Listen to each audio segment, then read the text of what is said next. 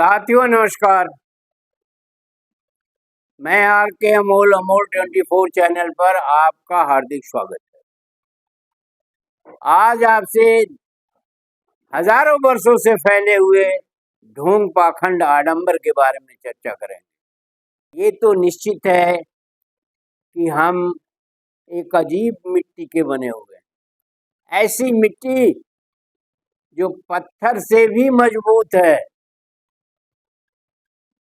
और मिट्टी तो थोड़ा सा हल्का सा चोट देने पर भरभरा के गिर जाती है, लेकिन पत्थर को तो बहुत करना पड़ता है। कुछ पत्थरों को तो मशीन लगा के तोड़ना पड़ता है, लेकिन हम एक ऐसी मिट्टी के बने हुए हैं जो कोई मशीन भी नहीं हमको तोड़ सकती है। किस परिप्रेक्ष्य में मैं बात कर रहा हूँ? मैं बात कर रहा हूँ ढोंग पाखंड आडंबर के परिप्रेक्ष्य में। इस कदर ढोंग पाखंड आडंबर हमारे दिमाग में या जेहन में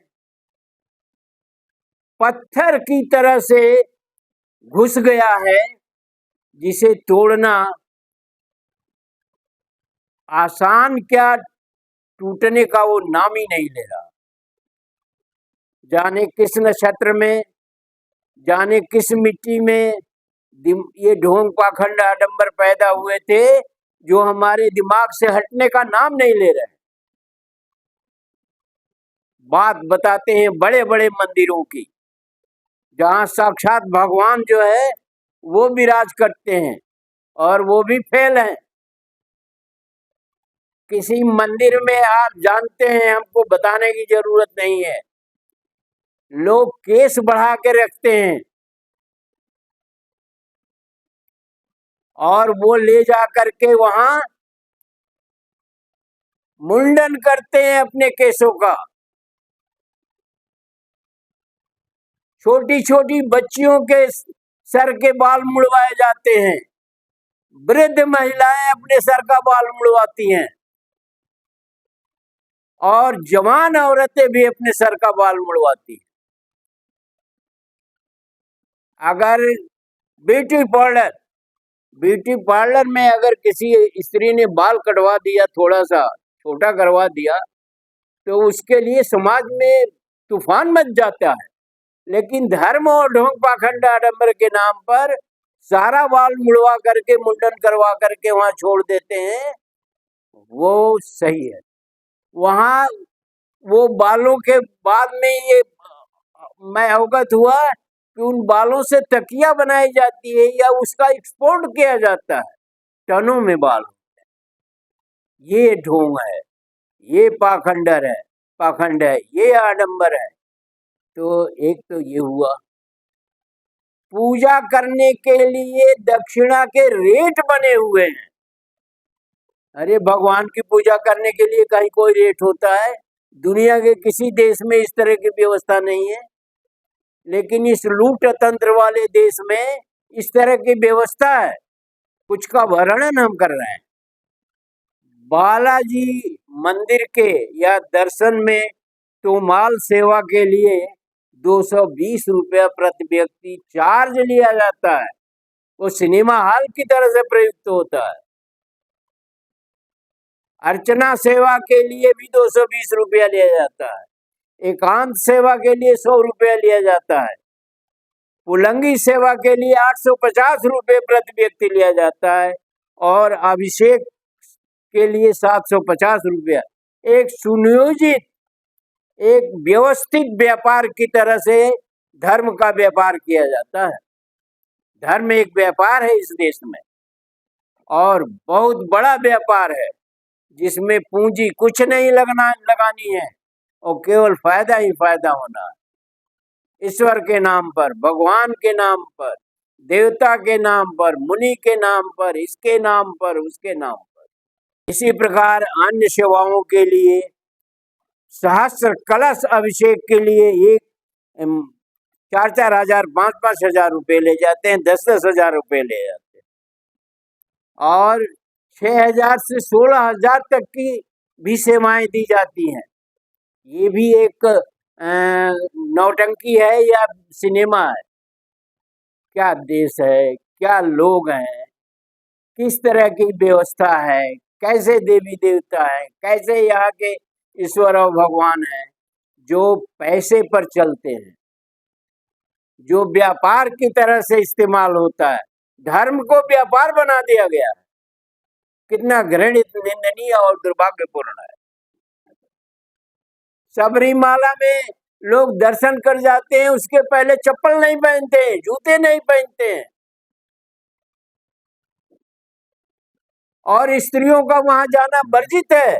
ये सुप्रीम कोर्ट डिसाइड करता है। बहुत दिनों तक मुकदमा चला सुप्रीम कोर्ट में। क्या देश है?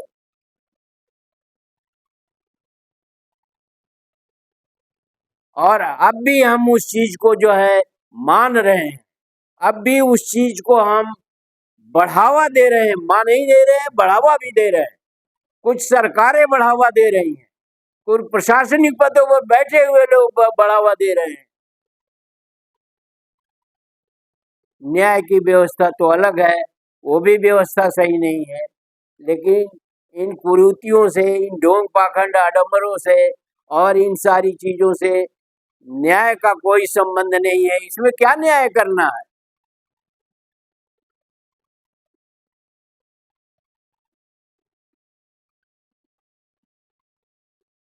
राम मंदिर का निर्माण मुकदमे के उससे हुआ, निर्णय से हुआ। कैसे भगवान है आपके जो कोर्ट में वो चले जाते हैं और कोर्ट से उसका न्याय होता है? इसके मतलब ये है कि आपकी मंशा पूर्ण रूपेण दूषित है। आप धर्म को व्यापार बना के रखे हो, पैसे लेते हो, आप पैसे उगाते हो और उसका उपयोग आप राजनीति में भी करते हो। धर्म का उपयोग आप राजनीति में भी उपयोग करते हो और उस पैसे का भी उपयोग करते हो। यह कितना घृणित है। इस तरह की अनेकों तीर्थ स्थलों में इस तरह की व्यवस्था है। ये तो एक तीर्थ स्थल की बात बताएं, और इसमें सोने चांदी के गहने, सोने चांदी की चीजें बहुतायत में चढ़ाई जाती है, अर्पित किया जाता है।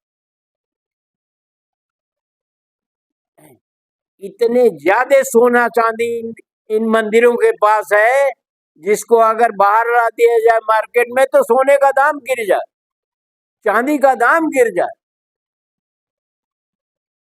तो यहाँ की मूर्ख जनता, मूर्ख सरकारें, मूर्ख लोग, मूर्ख विद्वान, प्रशासनिक पदों पर बैठे हुए लोग मूर्ख, संवैधानिक पदों पर बैठे हुए लोग मूर्ख। तो ये देश अगर 755 साल गुलाम रहा है तो सही रहा, और ये पुनः गुलाम होगा, और अब की बार ये 1500 वर्षों के लिए गुलाम होगा। अगर आपको दर्शन करने हैं इन मंदिरों में तो 2-2 किलोमीटर लंबी लाइनें लगती है। क्या दर्शन करते हैं भाई? पत्थर की मूर्तियों का आप दर्शन करते हैं? और क्या दर्शन करते हैं? वहां पंडे पुजारी बैठे रहते हैं।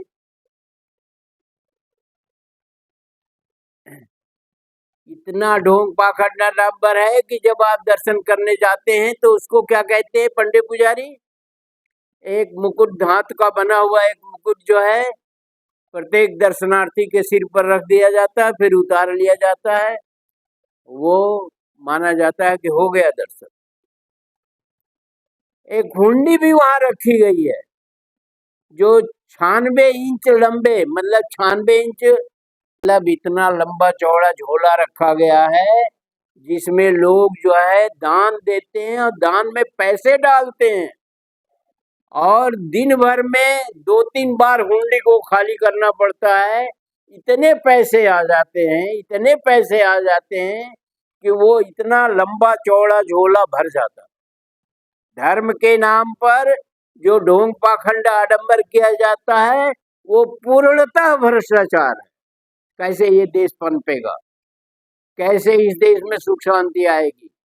कैसे इस देश का नाम जो है दुनिया में रोशन होगा? दुनिया वाले हमको तो मूर्ख समझते हैं, और वर्तमान में आप आ जाइए, इतना होने के बाद भी इतने शक्तिशाली भगवान आपके होने के बाद भी बड़े शक्तिशाली भगवान। शक्तिशाली इसी मामले में है कि पैसे खींचे चले आ जाते हैं और मूर्ख लोग जो है अपना पैसे चढ़ाते हैं या ज्ञानी लोग अपना पैसे चढ़ाते हैं। इतने शक्तिशाली भगवान के होने के बाद भी ये देश गुलाम रहा और आज भी चारों तरफ से आंखें लगी हुई हैं। कहीं चाइना इंक्रोचमेंट कर रहा है, कहीं चाइना जो है देश की जमीन पर बढ़ता चला आ रहा है, कहीं अमेरिका टैरिफ लगा रहा है, रशिया तेल बेच रहा है और इसी तरह से तमाम देश जो है हमें नोच खसोट रहे हैं। और हमारे जो संवैधानिक पदों पर बैठे हुए लोग हैं वो रामनामी दुपट्टा डाल करके मंदिरों में जाके पूजा कर रहे हैं। ये वही समय आ गया है जब सोमनाथ मंदिर लूट करके हजारों ऊंटों को लाद करके ले गया सोने चांदी और जवाहरात।